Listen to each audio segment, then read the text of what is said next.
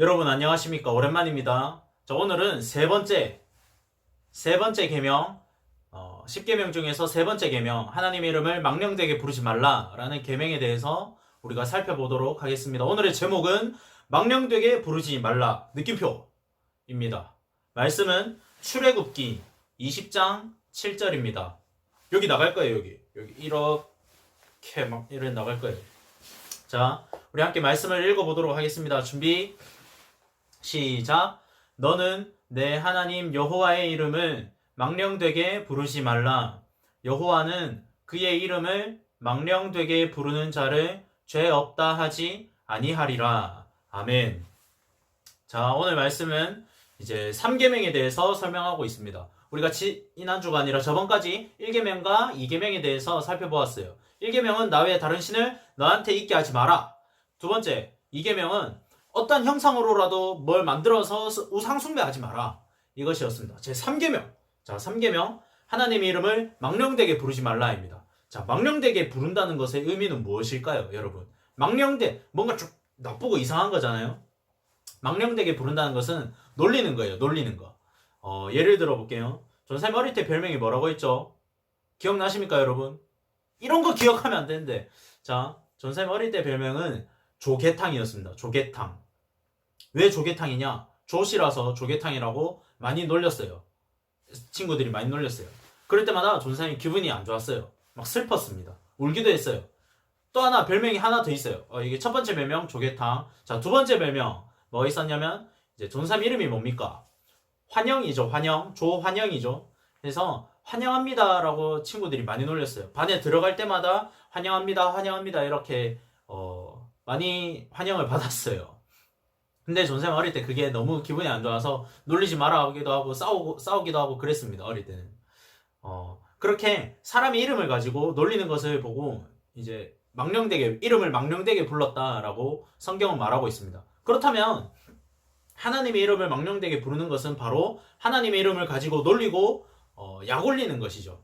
여러분. 그러면 안 됩니다. 그러면 안 돼요. 알았죠? 자, 두 번째가 있습니다. 바로 우리가 예수님을 믿고 하나님을 믿는 사람으로서 살아가는데 거짓말하거나 올바르게 살아가지 못하는 것을 보고 하나님의 이름을 망령되게 일컫는 행동 중에 하나라고 볼 수 있습니다. 무엇이냐면은 자, 여러분 여기 맹구 친구가 있어요. 맹구. 자, 맹구가 있죠. 근데 자, 전사님이랑 친구란 말이야.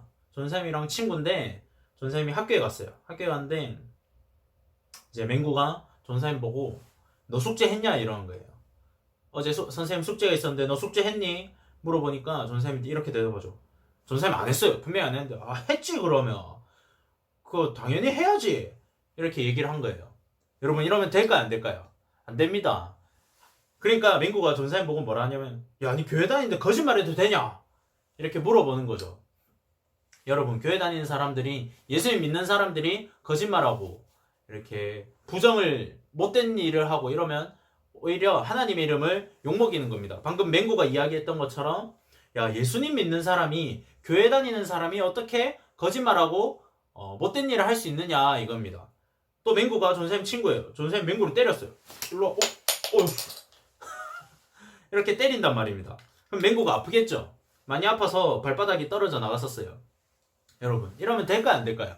안 됩니다. 여러분 예수 믿는 사람은 교회 다니는 사람은 우리가 하나님의 이름을 위해서 착하게 거룩하게 살아야 하는 것입니다. 이런 일은 있어서는 안 돼요. 전사님도 어릴 때 친구들 때리고 그러지 않았습니다. 여러분 오해하지 마세요. 자, 이러한 행동과 말들이 하나님의 이름을 망령되게 부르는 것입니다. 그럼 그 결과는 뭘까요? 하나님의 이름을 망령되게 부르면 어떻게 될까요? 전사님이 어릴 때 놀림을 받았을 때 뭐라고 했죠? 되게 슬프고 기분 나쁘다 했었죠. 바로 하나님도 마찬가지입니다. 하나님의 이름을 가지고 놀리거나 하나님 믿는 사람들이 못된 행동을 하게 되면 하나님께서 슬프고 화가 나세요. 그래서 하나님께서 우리에게 이렇게 경고하셨습니다. 내가 너를 죄가 없는 사람이야 라고 말하지 않을까요? 너는 죄가 있어 라고 말하는 것입니다. 하나님께서. 그럼 여기서 끝일까요? 하나님이 우리 보고 너 죄 있어 끝! 넌 죄인이니까 이제 앞으로 나한테 말 걸지 마. 이것일까요? 아닙니다. 여러분.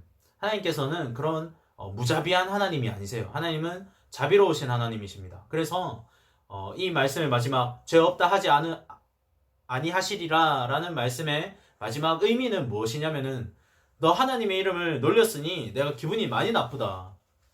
그러니 나한테 사과해라. 나한테 용서를 구해라. 그럼 내가 너희들을 용서해 줄게 라는 하나님의 자비의 메시지인 것입니다. 우린 언제든지 실수하고 넘어지고 때로는 거짓말을 할 때도 있고 숙제 안 했는데 맞기 싫어서 막 거짓말을 할 때도 있고 알아요. 다 알아요. 전사님도 어릴 때 다 해봤습니다.